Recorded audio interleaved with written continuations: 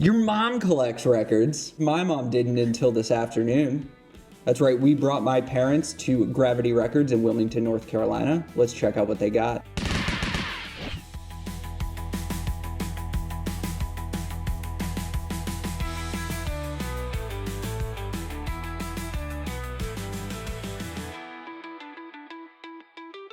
What were your first impressions of Gravity Records? Oh, it was neat. It was very comfortable. Nice. There was a lot happening. There was a lot of people in there today. But I went right to the back. Because there wasn't a lot of people there. Right. Yeah, exactly. I knew the moment you started looking through the racks that my dream of my parents finally re-owning a record player, because back in the day when they were kids, it was pretty much the only way to listen to music. We're not that old. Yes, you are.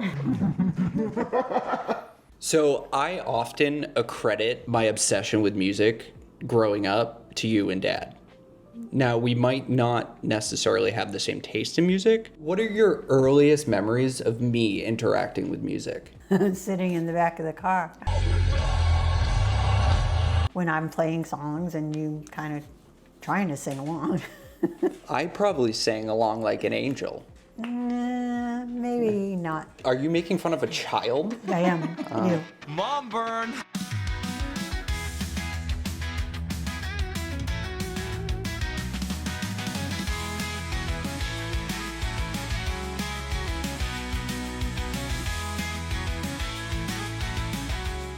Find anything good? Oh my God. Well, it's memory lane. Yeah. Like Captain and Tennille. How did you incorporate music into our family life when I was growing up, and what role did it play in our daily routine? Yeah, I don't think I consciously did it, but we always had music in the background. I have like really vivid memories of waking up like on Sunday morning when it was time to do chores and something playing, mostly the Grease soundtrack. Or whatever, No, it was mostly the Grease soundtrack. perhaps. Yeah, that's what I thought.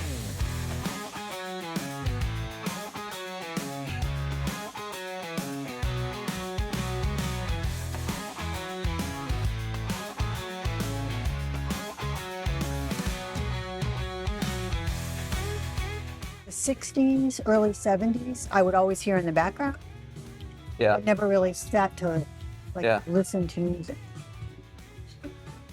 Bryan Adams. Now, the Canadian government has apologized for Bryan Adams on several occasions. What phase of music was your least favorite of mine? Oh, probably your entire teenage years. The music that shaped me. Yes, all of Okay. All of that. Any particular band?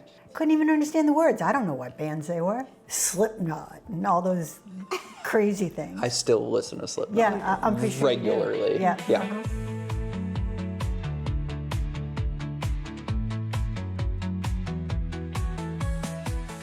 How did you notice my relationship with music evolve as I grew up, and were there any pivotal moments or influences that shifted my musical preferences? Your teenage years, it was all hard music. I think after you went to Boston, Grab a cruller, have an extra large, 3 Parliaments, take a big dump. That's kind of the routine.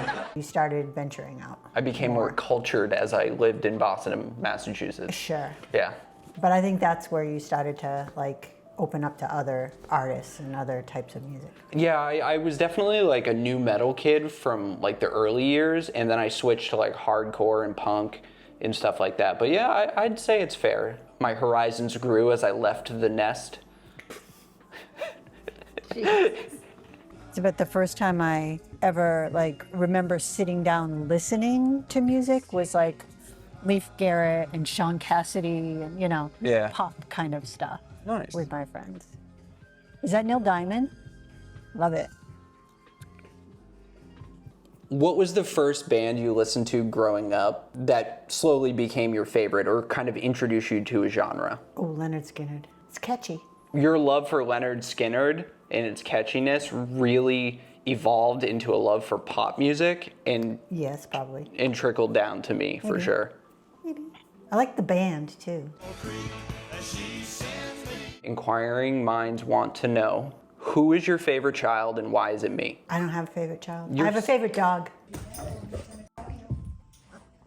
Yeah, Sadie is your favorite child. Pretty much. Yeah.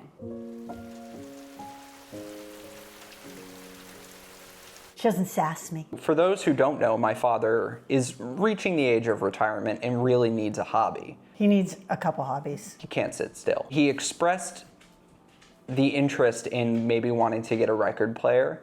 And of course, I took that and ran with it. I think you should just get him to bite the bullet, or bite the bullet for him.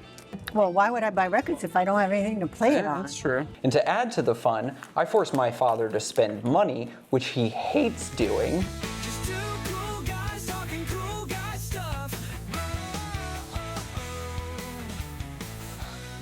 The thing about Gravity Records is they constantly have a supply of used turntables, and you know their quality and they're going to work because Matt himself is the one that gets them going and refurbishes them and things like that. We love Matt. So we made sure to get him something that wasn't too complicated, but he has enough to enjoy these records.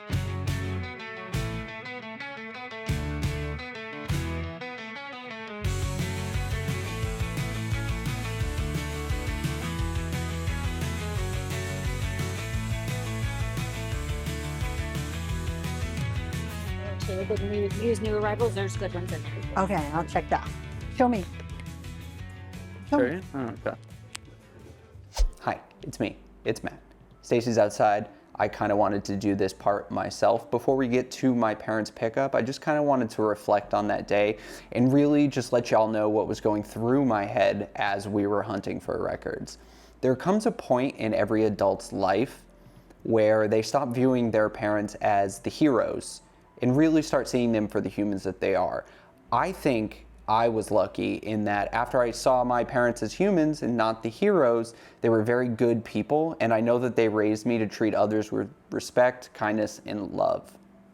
The one thing that I think was missing from our relationship, although very full, was a commonality in some sort of hobby or things we like. My parents are super into sports. I'm not that into sports. So when my dad expressed wanting to start buying records and get a quaint little turntable set up, I saw that as my opportunity. It was so much fun walking through the store and talking about the music that they loved, and frankly, I couldn't have asked for a better outlet to do it in, which was Gravity Records. Matt is super nice.